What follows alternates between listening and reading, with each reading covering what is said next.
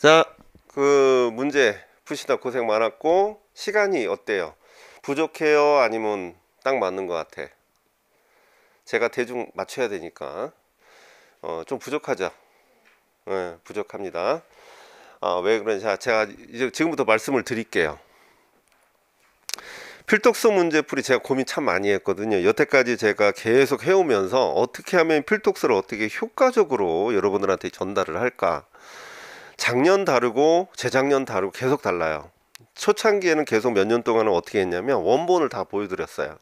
원본을 가지고 다 했는데 원본의 단점은 뭐냐면 그것을 이제는 캡처를 해가지고 나름 이렇게 편집을 한다고 하지만 내용이 너무 많아요. 그러니까 필요한 내용이 한 페이지, 그러니까 한 페이지를 우리가 A4 사이즈로 다 본다고 했을 때는 거기서 필요한 내용이 그렇게 많지는 않았단 말이야. 물론 맥락을 보긴 봐야 되는데 상당히 양이 많았어요. 그러니까 걔네들이 인강으로는 막 어디서는 그네 전에 그랬던 게 인강으로 들으면 망한다라는 소리까지 들었어요. 왜냐하면 다 인쇄하면은 거짓말 약간 보태서 성경책보다 두꺼웠으니까 다 인쇄를 하면 그 정도로 원본을 다 해가지고 다 설명을 드렸는데 거기서 설명을 하다 보니까 필요한 부분이 있고 필요 없는 부분이 있는데 그거를 인쇄를 하다 보니까 되게 비효율적이야. 그리고 읽을 때 상당히 부담스러워요. 그리고 제가 그걸 꽉꽉 채우려고 글씨를 작게 했단 말이에요. 자, 그렇게 하다 보니까 그거를 열심히 하는 애들은 상당히 도움이 됐는데 대부분 학생들이 그거를 부담스러워서 보다가 말아요. 그래서 이걸 어떻게 할까 하다가 이제는 그걸 가지고 문제로 같이 했거든요. 이제 문제도 내고 했는데 또 문제로 하다 보니까 문제만 외우더라. 야, 이것도 좀 문제가 있구나 해가지고 결과적으로 작년에 한번 시범으로 해본 것을 거기다 플러스 뭘 했냐면 필독서의 중요 부분을 한 부분을 내는 게 아니라 거기에 중요한 전체 내용을 다 제가 한글로 해가지고 그걸 다 읽어볼 수 있게 중요한 부분을 읽어볼 수 있게 하고 그 문제를 풀어볼 수 있게 하는 방식이에요. 그러니까 문제를 이제 꼬을 이유는 없으니까 지금처럼 여기에 있는 관련된 가장 중요한 내용들을 한 두 장 분량 정도 될 수가 있죠. 그 부분을 중요한 부분을 비워놓고 거기에 대해서 물어볼 수 있는 걸 물어보고 그리고 여러분들이 문제를 풀면서 여기에 있는 내용을 다 읽어볼 수 있게 하는 것이 가장 효과적인 것 같아요. 그래서 고민을 하다가 물론 제가 문제를 만들 때 이것을 이제 한글로 하는 게 어려워요. 쉽지는 않아. 그냥 그 원본을 캡처를 하다 보면은 양이 많기 때문에 이걸 고민을 했었는데 그걸 한글로 하다 보니까 이제 치다 보니까 거기서 이제 어느덧 그 필요 없는 건 좀 빼게 되더라고요. 그래서 결국은 이런 식으로 해서 좀 양이 많기 이것도 양이 적진 않아요. 많긴 많아요. 하지만 여러분들이 읽어볼 수 있는 기회가 요번에 문제를 풀면서 기회가 된다라는 거야. 간단하게 중요한 것만 문제를 딱 내버리니까 필독서를 또 읽을 기회가 없는 거고. 그래서 절충안이 이런 형식의 문제가 앞으로 나올 겁니다. 그래서 여러분들이 반강제적으로 필독서를 읽을 것이고 거기에 중요한 내용을 거기다가 메꾸실 거예요. 물론 이제는 제가 필독서를 보다가 굳이 이렇게 많은 내용을 볼 필요 없이 요것만 알면 되겠다라는 건 제가 문제로 간단하게 내드려요. 하지만 요것처럼 전체적으로 좀 알아야 되는 것들은 이런 식으로 다 한글로 해서 문제로 읽어볼 수 있는 문제 풀기가 쉽지는 않아요. 왜냐 글을 다 읽어야 돼. 그러면 여기서 효과가 뭐냐면 필독서도 읽을 수 있고 두 번째로는 여러분들이 현재 문제 유형에서 독해 문제가 꽤 많이 나와요. 그러면 독해가 사실은 본인이 되는지 안 되는지도 모르는 사람이 태반이다. 그냥 어렵다고만 하지 이 독해를 어떻게 해결해야 되나. 이 독해라는 것은 앞뒤 문맥을 파악해야 되는데 그것을 연습을 하지 않으면 안 되거든요. 어차피 이런 문제 유형은 그런 독해 문제에서 상당히 도움이 됩니다. 그래서 저는 저번부터 이제 뭐 보강하면서도 필독서를 어떻게 더 효과적으로 할까 항상 고민을 하다가 결국은 이런 결론에 도출을 했어요. 그래서 어제까지도 원본을 제가 캡처를 했었습니다. 이 원본을 다 근데 원본이 지금 요거 하나 하는데 A4 사이즈에 5장이 나와요. 그럼 요거 하나 보는데 지금 제가 이제 어느 정도 빼고 넣을 거는 다 넣은 건데도 불구하고 이 정도 나오는데 원본을 다 캡처를 하니까 이거보다 한 4배 정도 분량이 나와버리는 거예요. 그럼 여러분들이 읽을 것은 요건데 그 원본을 다 봐야 되거든요. 그래서 결국은 그걸 다 폐기시키고 한글로 다 이렇게 해서 해버린 거예요. 그래서 물론 제가 조금 힘들 수는 있어요. 시간이 좀 걸리고 하지만 이게 가장 효과적이다. 이게 이제 점점 제가 거의 뭐 7, 8년, 이 필독서만 7, 8년이고 뭐 이렇게 하면서 계속 노하우를 축적한 거니까 기존에 했던 내용도 있고 그것을 이제 여러분들이 쉽게 접근할 수 있도록 적용하는 겁니다. 나름대로 자부심이 있고 그리고 이런 문제에서 그냥 단순히 이런 데 채우는 게 의미가 있는 게 아니라 문제를 그냥 낼 수도 있는 건데 이것을 중요한 부분을 쓰면서 전체적인 맥락을 파악하는 그 상황이 여러분들한테는 저는 솔직히 이제 이 명칭만 물어봐도 되거든요. 이 명칭만 물어보면 돼요. 여기 몇 자 적어놓고 이 명칭 뭐냐 물어보면 더 쉽거든요. 하지만 이것을 다 맥락을 잡아주고 여러분들한테 풀 수 있게 하는 것은 여러분들이 해야 될 것은 아침에 와가지고 저는 여기 앉아있고 여러분들은 이것을 계속 읽으셔야 돼요. 읽고 맥락을 파악하고 못 쓰더라도 읽으셔야 돼요. 그래야 제가 설명했을 때 이 많은 내용이 이해가 되겠죠. 훨씬 편해진 거예요. 왜냐하면은 원본을 캡처를 해서는 이거보다 지금 몇 장을 더 훑으면서 보면서 여러분들이랑 막 설명을 해야 되는데 이거는 과부하가 걸려요. 근데 열심히 하신 분들은 그거 다 소화하긴 해. 근데 제가 경험상 재작년 필독서 하는데 그때 한 70명 좀 넘었었는데 그분들 중에 소화할 수 있는 뭐 대충 계산했을 때 거의 10%도 안 됐었어요. 그래서 그렇게 해서 본인이 잘 흡수를 했을 때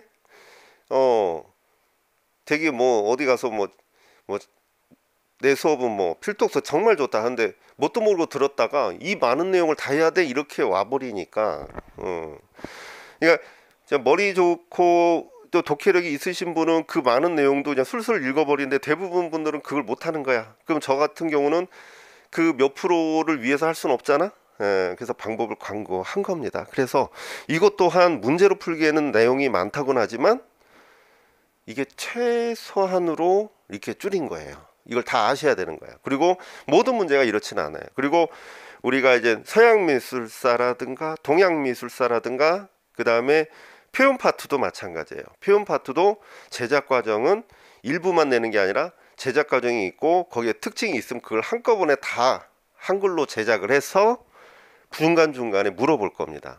그래야 여러분들이 그거를 아우르면서 할 수가 있어요. 그냥 일부만 아는 거는 도움이 안 됩니다. 예를 들어서 판화 제작에서 뭐 평판화를 한다면 특히 우리가 이제 어떤 제작 과정의 일부만 몇 단계에서만 일부만 한다라는 것은 굉장히 지엽적이죠. 그래서 여러분들 이번 기회에 우리가 백지스를 했었고 오늘은 그래요. 오늘은 뭐냐면 그나마 우리가 전에 배웠던 내용에서 어느 정도 맞출 수 있는 걸 좀 꽤 넣었어요. 표정은 아닌 것 같은데 꽤 넣습니다. 좀 이렇게 수월하게, 많이 수월하진 않지만 그래도 조금 수월하게 할 수 있게 한 거니까. 그리고 필독서 문제를 자 생각해 보세요. 필독서 문서를 제가 어느 부분을 탁 쳐가지고 문제를 탁 냈단 말이야. 모르는 건 아예 못 풀어. 그지? 그러면 시간이 낭비될 수가 있다. 그래서 그 관련된 내용을 제가 딱 해서 문제를 좀 포괄적으로 낼 테니까 그걸 읽어보고 유출을 할 수 있어야 돼요.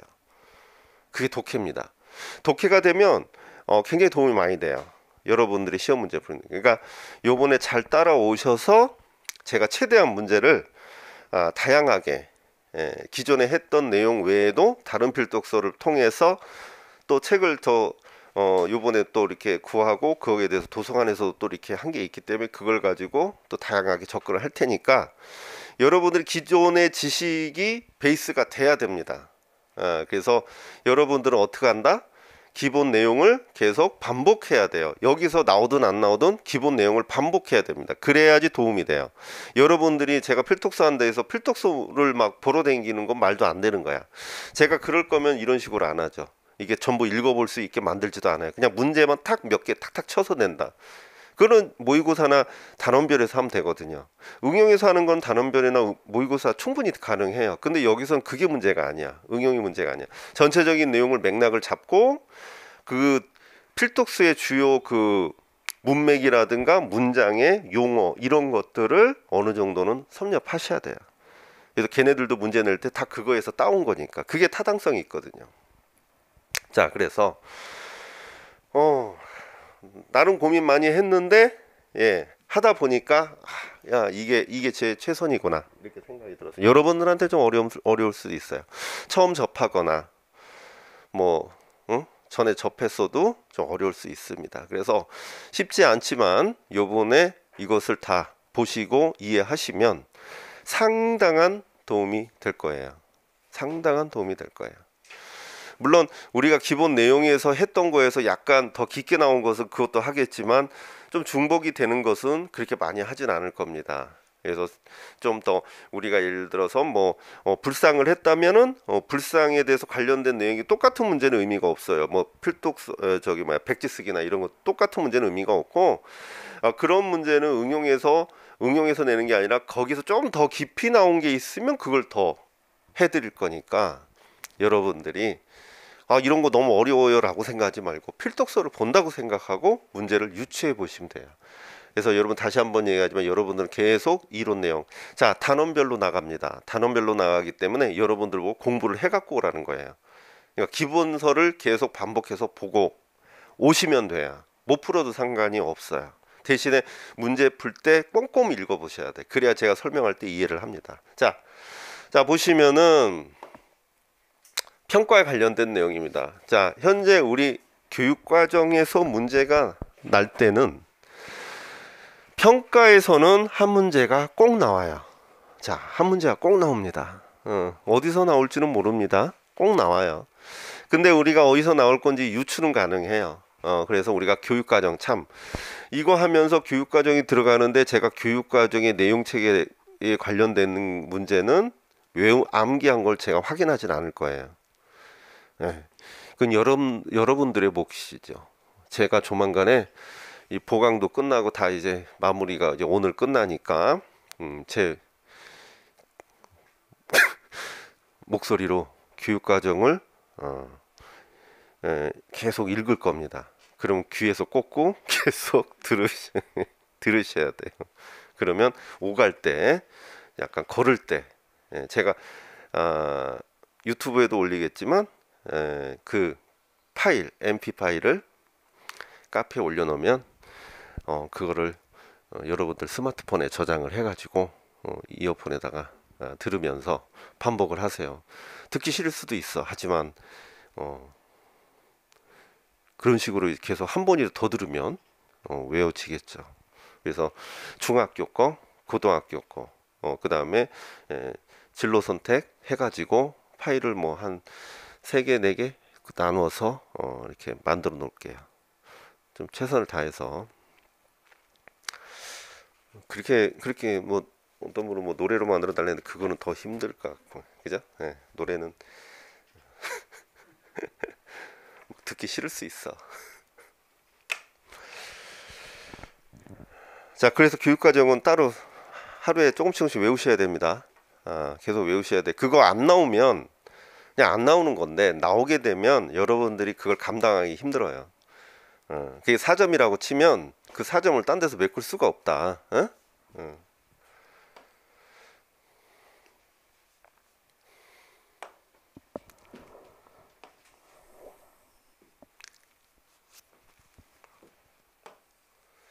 자, 평가에 관한 미술교육계의 성과들을 살펴보면 전통적인 양적 평가에 행해진 학습자의 단편적이고 객관적인 지식을 측정하는 방법에서부터 구성주의 관점이 시도된 수행평가의 방법까지 다양한 사례를 발견할 수 있는데 지금 현재 우리 평가에서 큰 흐름으로 본다면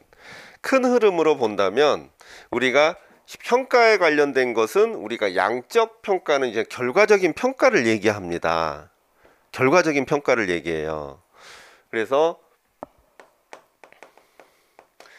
결과를 중심으로 판단을 하겠다라는 거야. 근데 이것을 안 하는 건 아니지만 패러다임은 어떻게 되냐면 질적 평가로 바뀌고 있다라는 겁니다. 그래서 단편적이고 객관적인 지식을 측정하는 방법에서부터 구성주의 관점. 자, 요거 하나 체크합시다. 이 구성주의 관점이 과정적인 게 상당히 중요하게 여겨지죠. 과정적인 거.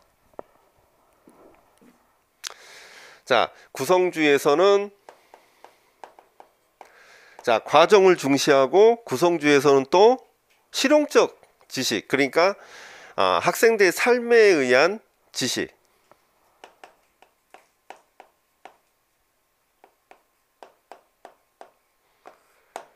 삶에 관련된, 그러니까 필요로 하는 지식입니다. 우리가 구성주의 하면 실용주의 있다고 그랬죠. 그 실용주의가 뭐라고 그랬어요? 여러분들이 생활하는데 필요로 한 지식이 뭐예요? 지금 여기서 와서 하는 이유가 시험 봐서 시험 봤는데 여러분들이 여기서 총알을 장착하고 거기서 총알을 써야 되는데 그 총알을 쓰기 위해서 그 필요한 지식을 얻어야 되잖아요. 그런데 여기서 그 임용 이게 11월 달에 봐야 되는 시험에 전혀 관련 없는 내용을 하면 안 되잖아요. 필요로 한 지식을 해야 된다는 거예요. 필요로 하는 지식. 그래서 학생의 삶에 관련된 지식은 결국 실용주의 관점이에요. 그래서 구성주의에서는 과정적인 것과 그런 실용적인 어떤 필요로, 실제적으로 필요로 하는 지식을 중요시 여깁니다. 그래서 수행평가 방법까지 다양한 사례들을 발견할 수 있다.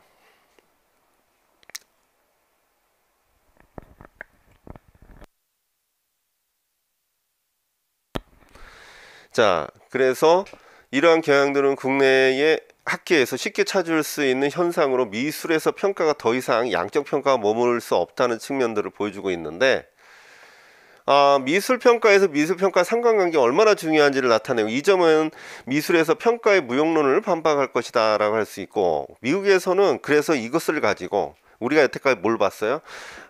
그럼 우리가 요게 지금 국가교육과정평가 NAP가 사실은 상당히 중요한데 우리 미술교육에 상당히 영향을 많이 준 그 평가 방식의 프로그램이에요. 근데 이게 왜 등장했어? 패러다임, 우리나라도 양적 평가에서 질적 평가로 바뀌는 그런 과정에 있다라는 것이죠. 그렇기 때문에 뭐가 등장했다? 왜냐하면 시험 문제 그거에서 상황을 물어볼 수 있잖아요. 그런 상황을 가지고 미국에서는 1969년부터 그 국가교육과정평가 해가지고 NAP라는 평가의 과정이 들어오기 시작하는데 국가적 차원에서 평가 프로그램이 가동됐어요. 또한 그 1997년에 NAP에서 예술학과에서 무용, 음악, 연극, 미술의 국가적 평가를 어떻게 학년별로 성취 기준에 의해 제시를 하고 있다라는 겁니다. 그래서 평가에 대한 기준 만들어졌다는 거야. 그래서 이게 상당히 중요하죠. 왜 굳이 또 여기서 예술학과의 무용, 음악, 연극, 미술을 왜 굳이 콕 집어서 얘기했을까요? 모호하기 때문에 그래요. 모호하기 때문에. 우리가 시험 문제 뭐가 나왔었나요? 루브릭이 한번 나왔죠. 저도 그걸 매번 강조했었던 건데, 루브릭이 뭐냐면 현재 우리 평가에 있어서 대안적 평가의 방법이었어요. 그래서 나온 거야. 그러면 또 하나가 뭐냐면 이 시스템으로 인해서 그게 발생됐다고 보는 거예요. 그래서 이건 상당히 중요한 부분이에요. 그러면 여러분들은 그 1번을 NAP라든가 국가교육과정평가라고 적으셔야 되는 거야. 그지? 예. 이것을 물어보기 위해서는 제가 그 위에 거 살짝 캡처해 가지고 물어보면 되거든요. 근데 실제적으로는 도움이 안 됩니다. 지금으로서는. 자, 그래서 NAP에서는 중요한 걸 한번 보자면 미술 과목 평가는요, 미술 교육이 사회에서 모든 학생들이 인지 발달입니다. 인지 발달. 인지 발달? 그러면 우리가 미술 교육이라든가 무용 뭐 이런 것들이 인지 발달과 그렇게 관련이 있는가? 대부분 이게 문제 나오면 틀려요. 여기에서는 인지 발달을 기준으로 합니다. 인지 발달을. 그래서 중요하다는 그 믿음에 근거하죠. 학습자가 인지 발달을 위해 교육받기 위해서는 자신과 자신을 둘러싼, 자 보세요, 자신과 자신을 둘러싼 세계를 이해하고 그래서 예술적인 경험과 지식을 이해한다는 점이다. 그러면 우리가 아까 구성주의 잠깐 얘기했는데, 자신과 자신이 둘러싼 세계를 이해하고 그 다음에 예술적 경험과 지식을 이해한다라는 것은 결국 내 주위에 어떤 상황이 벌어진 상황이 문제 해결도 해야겠지만 그걸 이해를 해야 되잖아요. 그러니까 인지적인 측면은 결국 뭐냐면 나 자신과 자신을 둘러싼 세계, 내 주변의 환경을 이해하기 위한 방식이라는 겁니다. 그래서 NAP의 미술평가의 핵심은 예술이 모든 학습자의 인지 발달과 교육의 필수적이라는 믿음, 그래서 사회에 대한 비전을 기반에 둔다. 그러면 NAP 같은 경우는 인지 발달 교육의 핵심을 가지고 있다라는 겁니다. 의외로 미술 교육에 그게 발현이 됐어요. 그럼 학습자들은 증가하고 있는 다양한 미디어 사회에서 아이디어를 소통하는 중요한 수단으로 예술을 사용해야만 한다. 자, 여기서 학습자들은 증가하고 있는 다양한 미디어 사회에서, 이건 시각문항도 연결된 거예요. 미디어 사회에서 아이디어를 소통하는 중요한 수단으로 예술을 사용해야 되는데 그게 인지예요. 근데 우리 주변의 미디어의 발달을 이해하기 위해서는 뭐가? 인지 발달을 중심으로 해야 된다는 겁니다. 그래서 NAP의 미술 과목의 그 현장 평가 체제를 어떻게 구분하냐면 내용과 컨텐츠와 그 다음에 프로세스. 자, 컨텐츠와 그 다음에 프로세스로 구분을 하는데, 자 여기서 내용은 시각예술에 대한 이해와 지식, 자 시각예술에 대한 이해와 지식, 그 다음에 지각적, 기술적, 표현적, 지적, 관성적 기능으로 정의가 됩니다. 내용은. 그래서 제가 이거를 물어보기 전에 내용과 과정을 물어봤잖아요. 그런데 이 부분도 나올 수 있는 부분이에요. 제가 이제 조금 사실은 이거를 물어보기 전에 이게 먼저 중요했거든요. 그래서 제가 이걸 비워놓은 거야. 그래서 내용과 과정으로 구분되고 있다라는 겁니다. 그래서 내용은 시각예술에 대한, 우리가 이제 인지 발달 중요하게 여기다 보니까 시각예술에 대한 이해와 지식, 그리고 지각적, 기술적, 표현적, 지적, 반성적 기능으로 정의되고, 과정은 뭘로? 실기와 반응으로 구분돼요. 실기와 반응. 자, 그 다음에 NAP에서 제공된 미술 평가의 틀은 또 이분화된 분류 체계를 보여요. 그래서 이는 미술 과목이 크게 이론과 실기로 구분되어 있으며 미술의 지식은 보통 뭘로 되어 있다? 미학, 조형원리와 요소, 그 다음에 미술사와 문화사 등의 제반 이론을 의미하고, 그 다음에 기능은 실기와 거기에 관련된 인지적, 기술적, 표현적, 그 다음에 지적, 반성적 기능을 뜻한다. 그래서 NAP에서 가장 중요한 것은 미술 과목의 현장 평가 체제가 내용 과정이고, 두 번째로 중요한 것이 여기서 제공된 평가의 틀이거든요. 그 틀은 뭘로 되어 있느냐? 미술 지식 실기, 그래서 이론과 실기로 구분됐다. 요게 포인트예요. 그래서 요 부분도 세부적으로 나온다면 굉장히 깊게 나온 거고, 제 생각에는 요 수준에서 나오지 않을까 싶어요. 아직 문제가 거론 안 됐기 때문에. 아니면 더 쉽게 나오면 명칭 정도 특징을 쓸 수가 있겠죠. 그래서 우리는 3개 기준으로 이렇게 세분화해서 한번 접근을 한 거고요. 자, 그래서 제가 조건 1에 해당하는 평가 프로그램 명칭, 뭐 이런 식으로 물어봤습니다. 그래서 요거대로 쓰시면 됐고요. 아까 이제 내용에서 내용 과정, 그래서 내용에서 지식 기능, 그다음에 과정에서 실기 반응, 이렇게 구분되거든요. 요거는 지식에서는 미학적 형태 구조, 당연히 뭐 기술적 과정들 이런 게 나올 거고, 기능에서는 지각적, 기술적, 표현적, 지적, 성찰적, 뭐 이런 식으로 구분하는 건 어렵지 않은데, 과정에서 보면 학생들은 미술 작품을 위한 아이디어, 문제, 그 다음에 주제 내용, 내용들을 산출하고 개인적, 사회적, 문화적, 역사적, 미학적 맥락들을 그 가치들, 지식과 이해에 반영하는 방법을 구상한다라고 하는데, 이 실기 자체가 사실은 우리가 어떤 뭐 기술적인 거나 이런 어떤 특정 어떤 그 재료를 다루는 어떤 방법이나 이런 걸 얘기하는 게 아니라, 미술 작품을 그 하기 위해서는 아이디어, 그 다음에 주제, 내용들을 산출하는 그 과정을 굉장히 중요하게 여기는데, 거기서 특히 개인적, 사회적, 문화적, 다시 말하면 맥락을 얘기하죠. 그래서 우리가 한마디로 요약하면 주제를 선택하고 아이디어를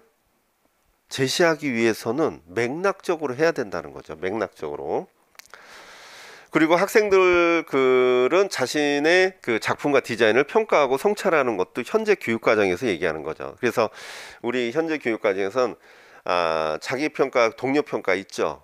그게 상당히 중요하게 생각돼요. 그게 계속 그게 성찰이에요. 우리 교육과정에 2009에서 2015로 넘어오면서 성찰이란 개념이 들어왔잖아요. 그게 어디다 갖다 쓰냐면 자기평가, 동료평가에 들어갑니다. 그리고 포트폴리오. 그리고 그거 아시죠? 내년에는 그게 초안이 발표되는 거, 현 교육과정. 새로운 교육과정 초안 발표나고, 최종은 언제, 뭐 조만간에 나겠죠? 그러니까 내년에는 완벽하게 바뀌지는 않겠지만, 어쨌든 올해 붙으셔야 된다는 얘기예요, 올해. 새로운 거 외우기 정말 빡세죠. 그리고 학생들은 예술 작품과 디자인을 형태, 미적, 맥락적, 개인적, 역시나 맥락적이죠. 그 지식을 보여주는 방식으로 묘사하고요. 학생들은 시각적, 공간적 개념들을 이용해서 작품의 디자인을 기획하고 생산하는 방법을 고안하는데, 우리가 이제는 그 개념들, 그러니까 시각적, 공간적 개념들을 이용해서 작품과 디자인을 기획하고 생산한다라는 것은 결국 실용적인 면을 얘기하는 거예요. 실용적인 면. 그 다음에 학생들은 미술 작품과 디자인의 기능이나 의미를 고안하는 데 적절한 유익점을 성취하는 형태, 미디어, 이것도 역시 실용성을 얘기하는 겁니다. 자, 그리고 반응 같은 경우는 우리가 그 과정에서의 반응, 학생들은 평가 방법으로서 마지막 실행을 하기 전에 아이디어를 실험해보고, 학생들은 형태와 맥락, 형식과 의미 혹은 기능, 그리고 비평가, 역사가, 미학자들 등등이 그 작가들의 글 그 사이의 관계를 통해 미술 작품과 디자인을 분석하고 해석하는데, 이 반응 자체가 사실은 이게 뭐냐면, 어떤 디자인이나 어떤 작품을 했을 때의 그 우리가 상대방의 반응이나 이 본인의 반응을 얘기하는데, 그 반응에다가 기존에 있는 우리가 이제는 그 디자이너, 그 이제는 전문가라든가 아니면 미학자라든가 이런 사람들의 어떤 기준과 같이 결합해서 평가를 할 수 있고 해석할 수 있다는 얘기죠. 그러니까 지금도 역시 형식주의를 거부하진 않아요. 그러니까 우리가 어떤 것을 판단할 때 반응을 이끌어내고 그 반응에 대해서 이제 객관화시키고 서로 토의를 통해서 명확하게 얘기를 하는 건 맞는데, 결과적으로는 뭐냐면 미학적 관점으로 결과를 도출해요, 사실은. 자, 그리고 학생들은 선 지식과 태도를 반영하는 미술 작품의 디자인에 관해서 판단을 하고요. 학생들은 지속적인 사고, 행동, 새로운 방향들을 반영해서 생산물을 창작한다. 결국은 우리가 학생들 자체의 선 지식과 그 다음에 그런 어떤 기존에 알고 있던 지식들을 반응을 이끌어내면서 그것을 창작물로 본다라고 보시면 되죠. 그래서 한번 읽어보시면 되고, 자, 그 다음에 2번 문제입니다. 자, 필독서 본문 보시면은 아이스너에 관련된 내용이죠. 이것은 우리가 이론 시간에 했는데 그래도 한번 익숙하기 때문에 한번 그 풀어 보시라. 이게 낯설지는 않았을 거예요. 자, 아이스너 미술 교육에서 평가돼야 할 요소가 있죠. 평가돼야 할 요소가 있어요. 첫 번째 교육과정, 그 다음에 교수 학습 방법, 학생 작품의 질, 참여도, 이해, 판단 등의 학습 결과 등을 들고 있다. 자, 이건 기본적으로 알고 있어야겠죠. 왜 그러냐? 아이스너, 로엔펠트는 무조건 걔네들과 관련된 어느 정도의 어떤 기준을 제시한 거는 알고 있어야 돼요. 아이스너는 꼭 나오고 로엔펠트도 꼭 나오잖아요. 그죠? 그래서 학자 개념도 우리가 이제 좀 구분해서 하고 있는데, 이 사람이 진짜 뭘 중심으로 뭘 의도했고, 그 다음 평가에 관련된 일은 뭘 했고, 교수 학습 방법에 대해서 뭘 이야기했고, 이런 것은 반드시 알고 있어야 돼요. 그래서 교육과정 교사학습 방법, 그 다음에 학생 작품의 질, 참여도, 이해, 판단 등의 학습 결과를 들고 있고요. 그는 미술 과목의 목표, 교육 내용, 교사학습 방법을 살펴보면 교과의 특성상 양적인 측면보다는 질적인 측면이 강하기 때문에 미술 과목에서 평가는 질적 평가로 이루어져야 한다고 주장을 했죠. 요까지는 뭐 알고 있을 거야. 그래서 그리고 성취도를 평가하는 관점에서 그럼 질적 평가를 해야 되는데 어떻게? 성취도를 평가하는 관점에서 표현 능력과 관련해서 기능적인 면, 미적인 측면, 미적 표현 측면, 창의력, 태도 등을 꼽았어요. 그럼 표현은 어떻게? 기능적인 것도 해야 되고 미적 표현 어떻게 했는가? 창의력, 태도 이런 것을 뽑았습니다. 그러면은 표현 능력 말고 감상도 이 사람은 감상 강조하잖아요. 감상 능력을 평가하기 위해서는 작품을 묘사하고 해석한다. 자, 묘사하고 해석하고 그 다음에 판단하는 등의 작품 내용을 관찰하는 태도, 작품의 전후관계를 연관시켜 고찰하는 태도, 그래서 맥락적으로 서로 연관해서 고찰하는 태도 등을 제시하고 있어요. 그러면 표현 능력과 감상 능력, 표현 능력과 감상 능력의 기준으로 반드시 성취도를 평가하는 관점을 알고 계셔야 됩니다. 평가는 이런 식으로 나올 수 있어요. 평가가 중요한데도 불구하고 중요한 아이스너가 이런 걸 제시했으면 알고 있어야겠죠. 자, 그러면 따라서 평가와 관련된 학생의 무엇을 인지적 영역과 제가 일부러 영역은 써놨어요. 놔뒀네. 심동적, 정의적. 우리가 인지적, 심동적, 정의적 얘기할 때 누굴 얘기해요? 아이스는 제가 항상 얘기하죠. 이게 지금 현재 교육과정에서 쓰이고 있고 예전에는 이 평가에 관련해서 우리가 이제는 이 인지적, 심동적, 정의적이라는 것은 특정, 다시 말하면 심동적 영역만 평가가 많이 된다거나 그 다음에 인지적 영역의 평가만 된다거나 이 부분에 문제를 제기하고 질적 평가를 하기 위해서는 인지적, 심동적, 정의적인 요소를 골고루 평가해야 한다 이렇게 주장을 하고 있어요. 자, 그리고 이거는 뭐 어렵지 않으니까. 그런데 그리고 결과뿐만 아니라 과정과 결과를 함께 평가함을 주장을 하는데 우리가 DBA 같은 경우는 원래 결과 위주의 평가예요. 그런데 아이스너를 기준으로 본다면 과정과 결과를 같이 골고루 평가해야 된다. 여기까지 보셔야 됩니다. 그래서 아이스너는 지금까지 제가 본 책에 다른 책에서 또 관련 내용을 내겠지만 우선은 지금 현재수는 여기까지고 그 다음에 가드너가 나와요. 평가에서. 가드너는 프로젝트 제로를 통해서 다중지능 이론을 바탕으로 미술교육의 수행평가와 관련된 논의를 진행하고 있었대요. 가드너는 그래서 몇 번 나왔잖아요. 여기에서 그의 교육 현장에서 언어 혹은 논리지능에 치중해온 지식구조의 의의를 제기를 합니다. 지식구조. 지식구조라는 것은 지식의 구조. 지식의 구조 어디서 나와요? 브루너의 지식의 구조 나오죠. 브루너의 지식의 구조에 문제를 제기합니다. 그래서 지식의 구조 자체가 어떤 그 구조적 그 단계적 요인에 맞춰서 어떤 문제를 해결하는 데 있어서 그 단계적 요소로 인해서 문제가 해결되는 어떤 시스템을 모든 애들한테 가리키는 거죠. 근데 그 부분 자체가 병폐가 분명히 있어요. 그래서 그 부분에 가드너는 특정 그런 시스템에 의해서 어떤 문제를 해결하는 능력이 그걸로 해결되는 게 아니라 우리가 이제 뭐 지금 또 나오는 9개의 지능이 있잖아요. 그 지능에 대한 요인이 골고루 활용되면서 경험적인 요소라든가 뭐 이런 것들이 활용되면서 문제가 해결된다라는 걸 보여주고 있어요. 그래서 지식의 구조. 자, 지식의 의의를 제기하면서 인간의 다양한 지능의 영역을 상정하고 있죠. 그래서 그의 지능이 언어와 논리 영역 외에 다른 양상을 포함하는 다양하며 개인에 따라 다른 특성을 가진다는 전제하에, 그래서 그 전제하에 그 부분이 뭐냐면 다 뭡니까? 개인에 따라 다른 특성을 갖고 있는데도 불구하고 학생들 다 동일 선상에서 IQ 검사를 하잖아요. 동일선상에서. 근데 어떤 애는 어? 운동 잘하고 어떤 애는 그림을 잘 그리고 이런 것은 우리가 흔히 이거 뭐냐 적성이라고 하지요. 근데 이 사람 그걸 지능이라고 하는 거야. 근데 사실은 그 모든 애들이 특성이 다른데도 불구하고 동일한 검사 방향으로 해서 측정을 한다라는 것을 비판점으로 보고 있습니다. 그래서 언어와 논리 지능을 평가하는 표준화된 지필평가 방식으로서 다른 지능을 평가하기는 어렵다. 당연히 뭐 운동 잘하는 애들이 그거 해가지고 평가할 수 있겠어요? 안 되죠.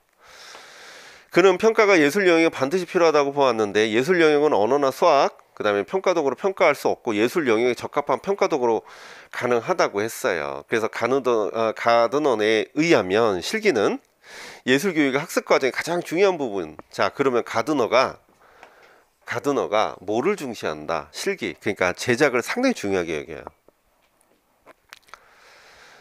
이 사람이 인지 심리학자인데도 불구하고 제작을 중시한다라는 거, 요걸 잘 알고 계셔야 돼요. 왜 그런지는 지금부터 나옵니다.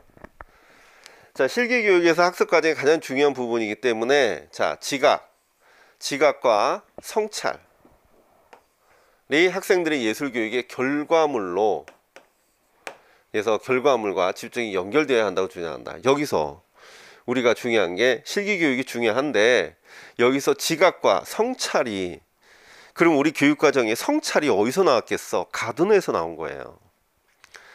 그럼 지각과 성찰이는 왜 실기랑 무슨 상관이 있어? 지각과 성찰. 우리가 원래 지각과 성찰 나왔지만 이 과정에서 보면 원래 제작을 하고 그 다음에 지각을 하고 그 다음에 피드백 반성을 하죠. 성찰을 한단 말이죠. 그러니까 우리가 어떤 제작을 한 후에 거기에 관련된 내용을 지각해서 찾아보고 거기에 대해서 반성을 하는 것이 가드너가 주장하는 과정이에요. 그렇기 때문에 제작이 중요한 거야. 그래서 지각하고 성찰하고 그래서 결과물을 도출했을 때 더 나은 작품을 만들 수 있다라는 겁니다. 그래서 따라서 그의 특정 지능을 위한 평가 방식으로 다른 지능을 평가하는 것은 부적절하다. 당연하죠. 그래서 이러한 평가에서 가드너는 지필시험보다는 교육 환경의 맥락 속에서 학습자의 학습 과정을 직접 관찰하기, 그다음에 개인적 학습 활동뿐만 아니라 협동학습. 그래서 가드너가 중요하게 생각한 것 중에 또 뭐가 있냐면 학습 과정을 직접 관찰하고 그 다음에 개인적 학습 활동뿐만 아니라 협동학습 활동, 그 다음에 프로젝트 활동 이런 것이 수행 평가를 강조했다라는데 지금 현재 우리 교육 과정에서 제가 문제 또 냈지만 협동학습도 있지만 프로젝트 학습 이런 것들 근데 문제중심 학습 이런 것들. 그래서 가드너는 미술이 주관적이고 개인적이며 감정적인 내용을 다루기 때문에 대부분 사람들이 미술의 평가는 어렵다고 보는 견해를 지적하면서 새로운 평가 방식을 제시했어요. 뭘 제시했나요? 가드너는 프로젝트 제로가 추진하고 있는 아트 프로펠 과정에서 우리가 제일 중요하게 맨날 얘기하는 거 미술 제작, 지각, 반성적 사고를 강조해요. 자, 가드너는 뭘 강조한다? 미술 제작하고 지각하고 반성한다. 자, 요거를 중간에 하나 더 집어넣을 수도 있고 하는데 우리가 기본 이론 시간에 했잖아요.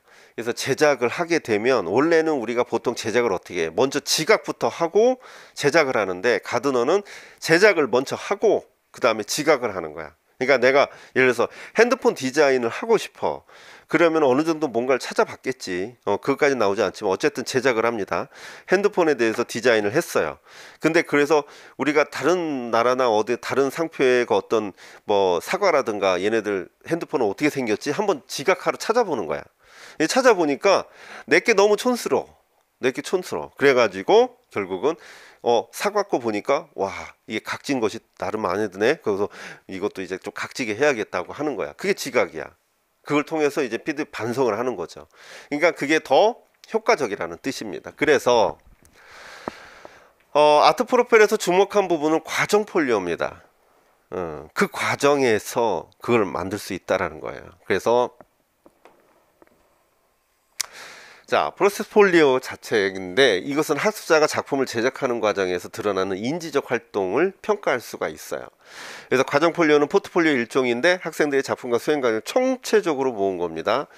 제가 수업 시간에 과정 폴리오와 그 포트폴리오 장단 좀 비교해 놨던 거 기억하시죠? 그것만 구분하시면 됩니다. 그거 아직 중요한 거예요, 그거는. 그래서 과정 폴리오 내용에는 학생들 작품뿐만 아니라 자기 평가서, 다른 자료에 조사한 이미지나 아이디어, 그리고 이에 관련된 생각을 적은 걸, 스케치북, 이런 것이 포함이 되고요. 이러한 자료들은 일종의 과정 작업 형식으로 구성될 수가 있죠. 그죠? 그래서 포트폴리오 같은 경우는 누구한테 보여주기 위한 과정이라면, 과정 폴리오는 내가 하는 과정을 하나씩 꼼꼼하게 채워넣는 것을 얘기하는 겁니다. 그래서 과정 폴리오는 교사와 학생 모두에게 어떻게 학습이 이루어졌는가 과정을 중요한 데이터베이스로 활용할 수가 있다. 그래서 아이스너의 평가 요소 하나 1, 2를 쓰고, 아이스너의 성취 정도를 관점을 쓰고, 뭐 이걸 보셨으면 될 것 같고요. 자, 다음에 평가 관련된 변화된 내용인데, 자, 필독서의 본문, 자, 3번 문제. 어이구? 시간이 벌써 이렇게 됐네? 어쩐지 배가 고프더라. 미안. 내가 배고프면 바로 시계를 봤어야 되는데, 지금 3번이 중요한 게 아니에요. 자, 3번은 이따가 점심 먹고, 1시 20분까지 오세요. 점심 먹고, 너무 많이 드시지 말고 적당히 드시고, 할 게 많으니까, 조심은 안 되고. 자, 점심 먹고 오시면 되겠습니다.